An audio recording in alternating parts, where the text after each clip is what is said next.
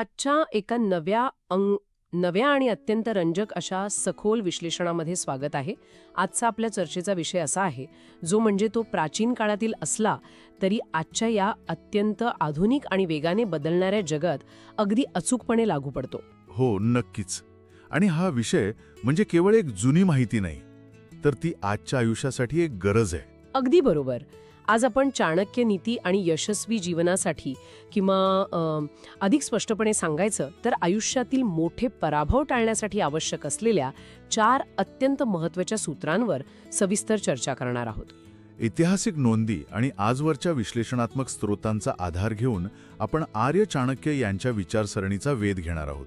हो, आणि मला असं वाटतं की माणसाच्या आयुष्याचा प्रवास हा कधीही सरळ रेषेत नसतो. म्हणजे हे एक शाश्वत सत्यच आहे ना. या प्रवासात अनेक चढ उतार, सुखदुःखाचे प्रसंग आणि अनपेक्षित असे खाचखळगे येतच असतात. खरंय. आणि या सगळ्या गदारोळात तग धरून राहण्यासाठी जो सर्वात महत्वाचा आधार सांगितला जातो तो म्हणजे संयम. संयम, अगदी बरोबर. परिस्थिती कितीही कठीण असली तरी ज्याच्याकडे संयम राखण्याची ताकद आहे तो सहजासहजी हार मानत नाही. हा विचार खरोखरच माणसाला अंतर्मुख करणारा आहे.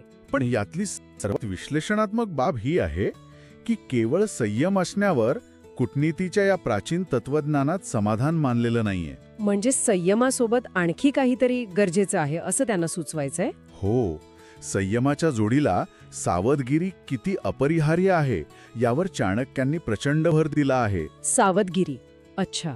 कारण अनेकदा असं दिसून येतं की माणसामध्ये संयम असतो, तो कठीण काळात शांत राहण्याचा प्रयत्नही करतो, पण त्याच्याकडे सावधगिरीचा अभाव असतो. आणि नेमकी हीच बेसावध अवस्था माणसाला मोठ्या अडचणीत ढकलते, बरोबर? अगदी तसंच. त्यामुळे संयम हा जसा आतून शांत राहण्याचा आणि स्वतःवर नियंत्रण ठेवण्याचा मार्ग आहे, तशीच सावधगिरी ही बाहेरील जगाशी, तिथल्या धोक्यांशी व्यवहार करताना स्वतःचं रक्षण करण्याची एक अभेद्य ढाल आहे. म्हणजे आतून शांत आणि बाहेरून अत्यंत सतर्क असं हे समीकरण आहे तर? हो, असं हा समतोल साधणे म्हणजेच खऱ्या अर्थानं यशाकडे वाटचाल करणं होय. आतून शांत आणि बाहेरून सतर्क हा थोडा विरोधाभास वाटत असला तरी तो जगण्याचा अत्यंत व्यावहारिक दृष्टिकोन आहे असं मला वाटतं. तो विरोधाभास वाटतो, पण तोच खरा समतोल आहे. कारण केवळ भावनिक पातळीवर शांत राहून चालत नाही, तर व्यावहारिक जगात डोळे उघडे ठेवणंही तितकंच महत्वाचं असतं. नक्कीच. याच सतर्कतेचा वेध घेण्यासाठी आपण चाणक्यांनी सांगितलेल्या त्या 4 प्रमुख सूत्रांकडे वळूया. हो, चला वळूया. यातला जो पहिला नियम आहे तो ऐकायला अतिशय साधा वाटतो. तो म्हणजे प्रत्येक पाऊल विचारपूर्वक टाकणे. हो, आणि स्रोतांमध्ये हे समजून सांगण्यासाठी एक अतिशय साधं पण मार्मिक असं उदाहरण दिलेलं आहे. रस्त्यावरून चालण्याचं उदाहरण ना? अगदी तेच. समजा एखादी व्यक्ती रस्त्यावरून चालत आहे. जर त्या व्यक्तीचं रस्त्याकडे लक्षण नसेल, ती आजूबाजूच्या परिस्थितीबद्दल पूर्णपणे बेसावध असेल, तर साहजिकच ती वाटेत असलेल्या एखाद्या मोठ्या खड्ड्यात पडू शकते किंवा समोर आलेल्या दगडाला ठेच लागून तिचं मोठं नुकसान होऊ शकतं. बरोबर. आता हे उदाहरण वरवर पाहता अगदी सामान्य वाटतं, पण मला असं वाटतं की यामागे मानवी प्रवृत्तीवर केलेले खूप मोठं भाष्य दडलं असावं. नक्कीच दडलंय. हे उदाहरण केवळ रस्त्यावरून चालण्यापुरतं मर्यादित नाहीये. जर आपण याला मानवी जीवनाच्या एका व्यापक कॅनव्हासवर पाहिलं तर हे बेसावध चालणे म्हणजे आजच्या काळातील ऑटो पायलट मोडवर जगणं होय. ऑटो पायलट मोड हा शब्दप्रयोग अगदी चपखल आहे. अनेकदा माणसं आयुष्यात अशीच बेसावधपणे वावरत असतात. समाज काय म्हणतोय, इतर लोक काय करत आहेत, याच्या आहारी जाऊन कोणतीही सखोल विचार प्रक्रिया न करता निर्णय घेतले जातात. मग तो निर्णय करिअर निवडण्याचा असो, आर्थिक गुंतवणुकीचा असो किंवा एखादं नातं जोडण्याचा असो. अगदी. आणि रस्त्यावरचा खड्डा हा इथे आयुष्यातल्या अनपेक्षित संकटांचं आणि चुकीच्या निर्णयांचं प्रतीक आहे. म्हणजे आजच्या काळात जिथे प्रत्येक गोष्टीत खूप वेगाने बदल होत आहेत आणि माहितीचा अक्षरशः महापूर आला आहे, तिथे सतर्कता ही केवळ एक सवय नसून ती जगण्याची एक अनिवार्य अट बनली आहे. होय, कारण भावनेच्या आहारी जाऊन किंवा घाईघाईने उचललेलं एखादं पाऊल संपूर्ण आयुष्याची दिशा बदलू शकतं. त्यामुळे वर्तमानात पूर्णपणे सजग राहून प्रत्येक कृतीचे संभाव्य परिणाम काय असू शकतील याचा आधी विचार करणं आणि मग कृती करणं हा या पहिल्या सूत्राचा गाभा आहे असं आपण म्हणू शकतो. हो, आणि हा विचार केवळ काय करावे याबद्दल नाहीये, तर कसे वावरावे याबद्दलची ती एक सजग अवस्था आहे. आपण अनेकदा पाहतो की लोक विचार न करता प्रवाहाच्या दिशेने वाहत जातात आणि मग जेव्हा एखादं मोठं संकट येतं तेव्हा नशिबाला दोष देतात. पण प्रत्यक्षात तो त्यांच्या बेसावतपणाचाच परिणाम असतो. अगदी खरंय. आता विचारपूर्वक पाऊल टाकण्याच्या या मुद्द्यावरून आपण पुढे गेलो तर माणसाची कृती जशी महत्वाची आहे तसंच त्याचं बोलणंही तितकंच परिणामकारक असतं. हो, आणि इथेच या विश्लेषणातील दुसरा अत्यंत धारदार नियम समोर येतो. संवादाबद्दल बोलताना स्रोतांमध्ये एक अतिशय प्रभावी वाक्य वापरलं आहे. माणसाची जीभ ही दुधारी तलवार आहे. हा शब्दप्रयोग खूपच गंभीर आणि विचार करायला लावणारा आहे.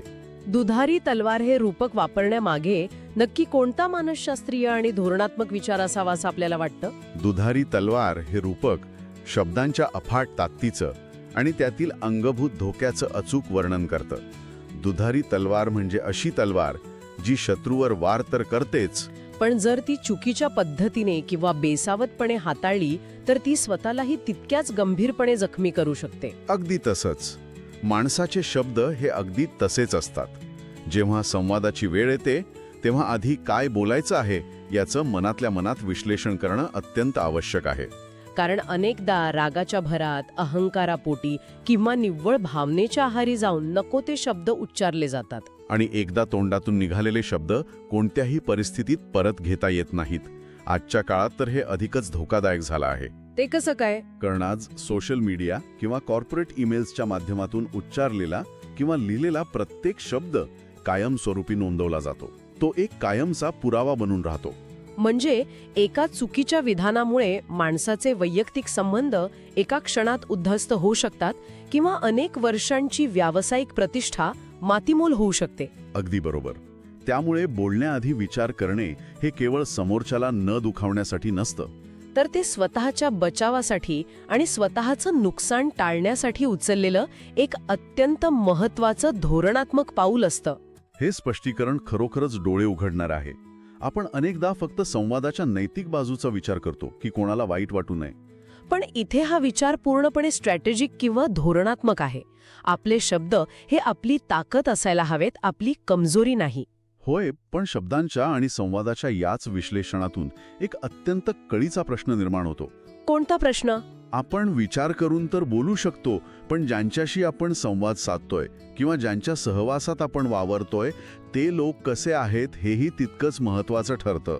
आणि इथूनच आपण या चर्चेतल्या तिसऱ्या आणि कदाचित सर्वात गुंतागुंतीच्या नियमाकडे येतो. हा नियम माणसांच्या पारखीबद्दल आहे. हो, स्रोतांमध्ये स्पष्टपणे नमूद केलं आहे की जीवनात काही विशिष्ट लोकांपासून, विशेषतः धूर्त आणि स्वार्थी लोकांपासून कायम एक सुरक्षित अंतर राखलं पाहिजे. पण यात एक व्यावहारिक अडचण अशी येते की स्वार्थी किंवा धूर्त माणसं त्यांच्या कपाळावर पाटी लावून फिरत नाहीत. हे अगदी खरंय.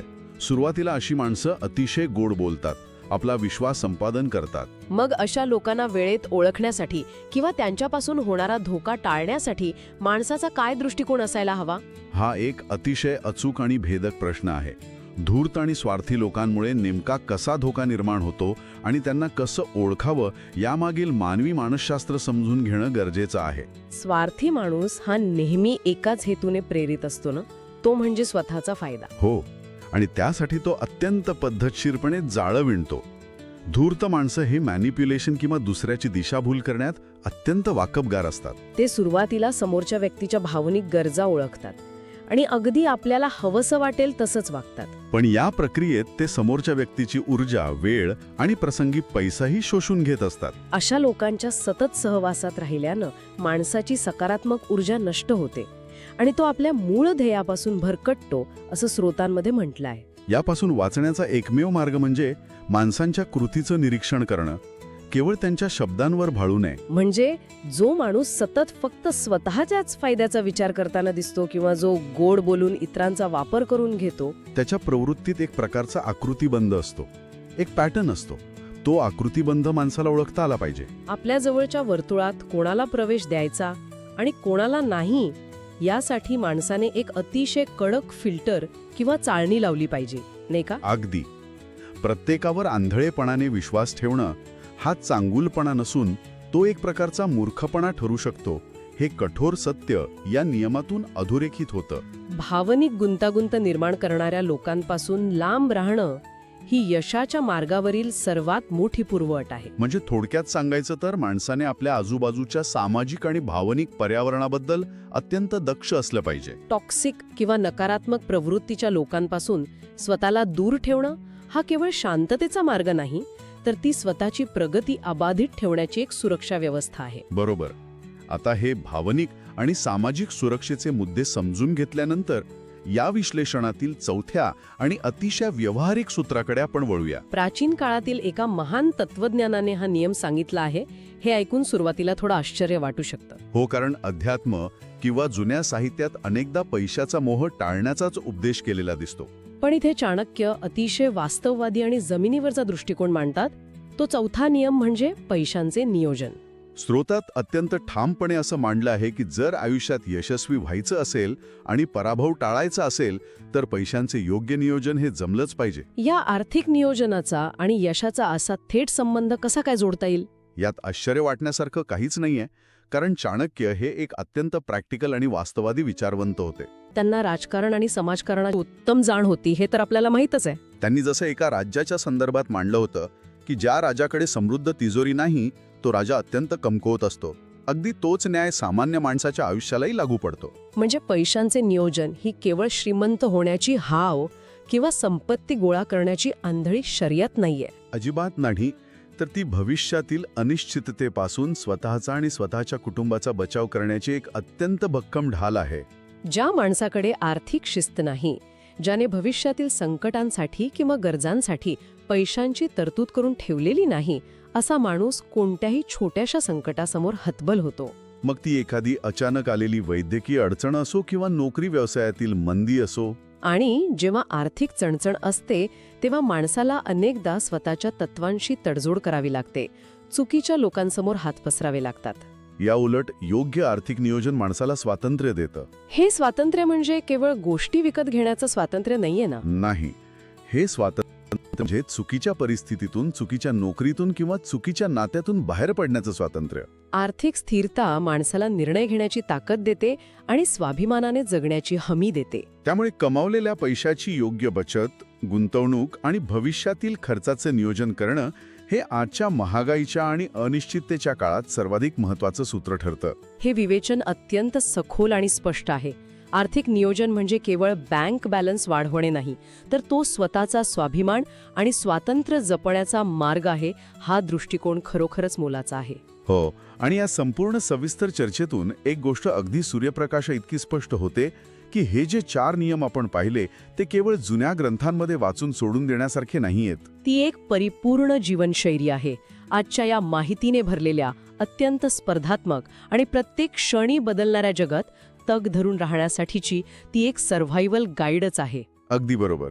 चला तर मग या संपूर्ण विश्लेषणाचा आणि त्यातील महत्त्वाच्या धाग्यांचा एक गोषवारा एकत्र करूया.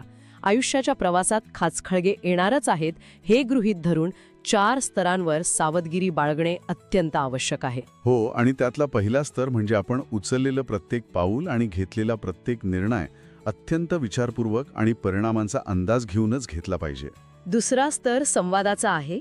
जिभेसारख्या दुधारी तलवारीचा वापर अत्यंत जपून करणं, जेणेकरून आपले शब्द आपलेच नुकसान करणार नाहीत. तिसरा स्तर म्हणजे सामाजिक भान. आपल्या आसपास वावरणाऱ्या धूर्त आणि स्वार्थी लोकांपासून एक सुरक्षित आणि जाणीवपूर्वक अंतर राखणं. आणि चौथा अत्यंत महत्त्वाचा स्तर म्हणजे भविष्यातील स्थिरतेसाठी आणि कोणत्याही संकटात स्वाभिमान टिकवून ठेवण्यासाठी पैशांचे योग्य आणि शिस्तबद्ध नियोजन करणे. या 4ही सूत्रांचा जर एखाद्या व्यक्तीने आपल्या रोजच्या जीवनात अत्यंत जाणीवपूर्वक आणि सातत्याने अवलंब केला तर त्या व्यक्तीला आयुष्यात सहजासहजी कोणत्याही मोठ्या पराभवाचा सामना करावा लागणार नाही. हाच या विश्लेषणाचा मुख्य निष्कर्ष आहे. अगदी तंतोतंत. यातून एक गोष्ट ठळकपणे समोर येते, ती म्हणजे जुन्या काळातील हे शहाणपण आजच्या आधुनिक जगात कालबाह्य झालेलं नाहीये. उलट ते अधिकच प्रासंगिक झालं आहे. पूर्वीच्या काळी धोके शारीरिक किंवा थेट असायचे. आज ते मानसिक, डिजिटल आणि आर्थिक स्वरूपाचे आहेत. पण मानवी प्रवृत्ती आणि संकटांची मुळं आजही तीच आहेत. त्यामुळे ही तत्वे माणसाला केवळ संकटातून वाचण्यासाठी नाही, तर या गुंतागुंतीच्या जगात स्थिर राहून प्रगती करण्यासाठी एक अत्यंत मजबूत वैचारिक पाया देतात. सजगता आणि नियोजन हे 2 खांब आहेत ज्यावर यशाची इमारत उभी राहू शकते. अगदी योग्य विश्लेषण. आजची ही चर्चा खरोखरच अनेक वेगवेगळ्या दृष्टिकोनातून विचार करायला लावणारी आणि समृद्ध करणारी ठरली. हो, मलाही तसंच वाटतं. आता हा कार्यक्रम संपवण्यापूर्वी नेहमीप्रमाणे एक असा प्रश्न जो या विषयाला अनुसरून नक्कीच अधिक सखोल विचार करायला भाग पाडेल. कोणता प्रश्न? आपण आज पाहिलं की संयम आणि प्रत्येक पावलावर बाळगलेली सावधगिरी या गोष्टींना प्राचीन कूटनीतीत विजयाचा आणि स्थिरतेचा पाया मानला गेला आहे. या सगळ्या विश्लेषणावरून असा विचार करण्यासारखा प्रश्न निर्माण होतो की खऱ्या अर्थाने यशस्वी होणे म्हणजे केवळ एखादे पूर्वनिर्धारित मोठे ध्येय गाठणे होय की कोणत्याही अनपेक्षित आणि अकल्पित संकटासाठी कायम मानसिक, सामाजिक आणि आर्थिकदृष्ट्या तयार असण्याची निरंतर अवस्था साध्य करणे होय. खरोखरच अंतर्मुख करणारा प्रश्न आहे. या प्रश्नाच्या उत्तराचा शोध प्रत्येकाने स्वतःच्या आयुष्याच्या संदर्भात घ्यायला हवा. याच विचारासोबत आपण आज इथेच थांबूया. पुन्हा भेटूया अशाच एका नव्या, माहितीपूर्ण आणि वेगळ्या दृष्टिकोनातून विचार करायला लावणाऱ्या सखोल विश्लेषणासोबत. तोपर्यंत ज्ञानाचा आणि सजगतेचा हा प्रवास असाच अखंड सुरू राहू द्या.